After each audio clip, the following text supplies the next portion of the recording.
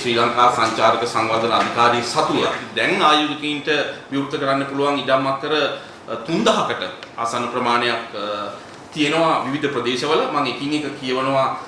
පළවෙනි එක තමයි Bentota national holiday resort zone එකේ අක්කර 24ක් තියෙනවා. ඒ zone එකේ ශ්‍රී ලංකා සංචාරක සංවර්ධන අධිකාරී සතුව නිරවුල් කරගත්ත.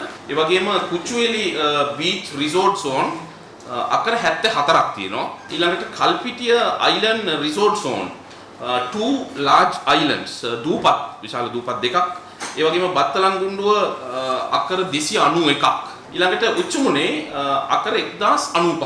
ඊළඟට ගත්තොත් එහෙම පාසිකුඩා නැෂනල් හොලිඩේ රිසෝට් මෙතන බීච් එකත් එක්ක තියෙන ඉතාමත්ම ප්‍රීමියම් ලෑන්ඩ්ස් අක්කර 6.5ක් පාසිකුඩා වල ආයෝජනය සඳහා විවෘතව තිබෙනවා. ඊළඟට ගත්තොත් දෙතුව ලේක් රිසෝට් ඒරියා අක්කර 1713ක්. බුලනයාය පිදුරංගල අක්කර 19ක ලෑන්ඩ් ප්ලොට් එකක් තියෙනවා. මේවා තමයි ප්‍රධාන වශයෙන් ව්‍යාපෘති සඳහා ආයෝජකයින් සඳහා දැනට සූදානම් මම කිව්වා වගේ නිර්වුල්ව දැන් ආයෝජන ව්‍යාපෘති වාර්තා සකස් කරලා අපිට බාරගත හැකිව අපි සතුව තියෙන ඉඩම් රටේ වගේම ජාත්‍යන්තර ආයෝජකයින් සඳහා අපිට විවෘත කරන්න පුළුවන්.